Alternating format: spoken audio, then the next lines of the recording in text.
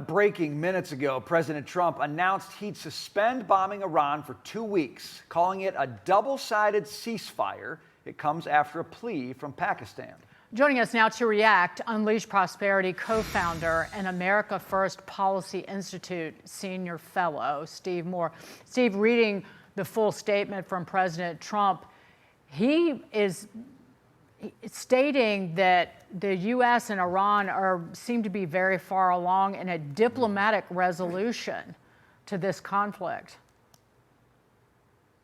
Yeah, this is a big deal. I was just in a break. I was looking, Dagan, at the futures market, and the Dow is up about 700 points. So the market likes this a lot. And oil is tumbling. Oil is down to 103 a barrel. There you go. I mean, that's spectacular news. We want lower oil and gas prices and higher stock prices.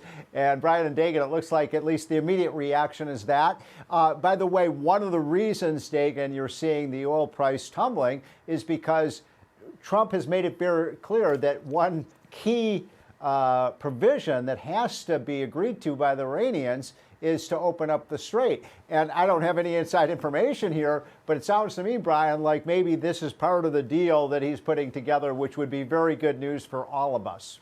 Yeah, I mean, Dagan earlier read I guess it was a post from the Pakistani side of the negotiation saying they were asking Iran to open the Strait of Hormuz immediately as part of this 2-week deal. So I think that's what amazing. The president he's saying that commitment and many others make this possible. Now, Steve, I mean, the issue is going to be, we were just talking about what time is it in the Strait of Hormuz right now? It's about 2:20 a.m. there. The question is, how many ships start moving through that passage and how quickly, right? Because it's about 100 a day in normal times. If you get anywhere better than like the 6 we've been getting a day, and that's kind of a high number, then I think you've sort of gotten the ratification in a way of the deal, Steve. So that's what I think I'm going to be looking for tomorrow. But tell us how you see it in terms of what you watch as the day progresses tomorrow.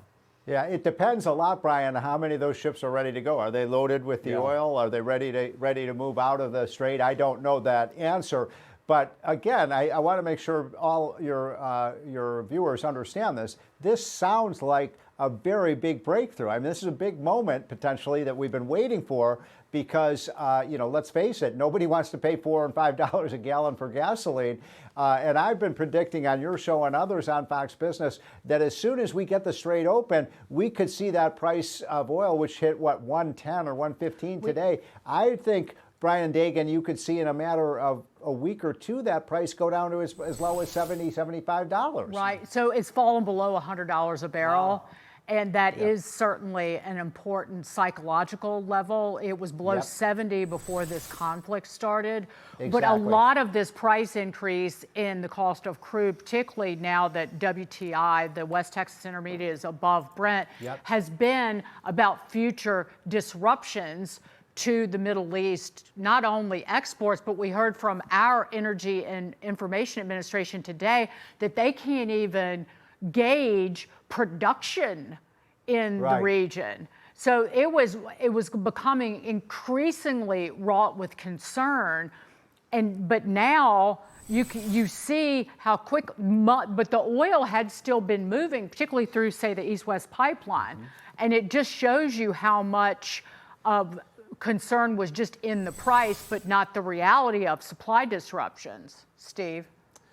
Right. I think a couple of points on that, Dagan. Number one is we don't know how much the infrastructure, the oil infrastructure, other than the pipelines, the oil fields, and so on, how much of those are operational and how quickly those can be reassembled so that oil can be put out to the countries that use it. But I want to make another quick point on this, that it's not just oil. You guys have reported this. A large percentage, for example, of the world's fertilizer flows through there, and that's caused a big increase in prices. And Dagan, what are people angry about in the United States today? Not just oil prices and gas prices, but the price of food. So if we can get the fertilizer out, because it's been stopped up there for now, 4 to 6 weeks, that would be a good news for potentially seeing lower grocery prices in the weeks and months to come. Steve, I'm floored by, we were living in this moment of uncertainty, right? Nobody knows what's going to happen. We're talking about bridges. We're talking about power plants. We had kind of given up in some ways on the negotiations. We still don't really know who they're negotiating with. But I think it shows us, with all the economic projections, Steve, it shows us how little we often know about what may happen and how that can totally change the way we read future prospects in the year 2026 and beyond.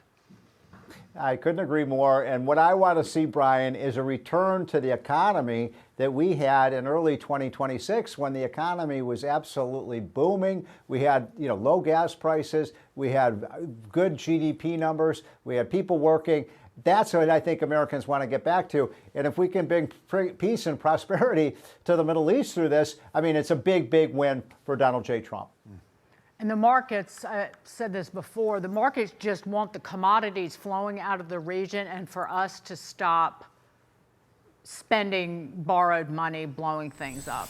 Good point. Dagan, that's a really good point. If they get this potential peace deal, and again, all I know is what I heard you guys talking about, but if this is the beginning of a peace deal, it could save us $200 billion. Maybe we don't have to have that big supplemental spending bill.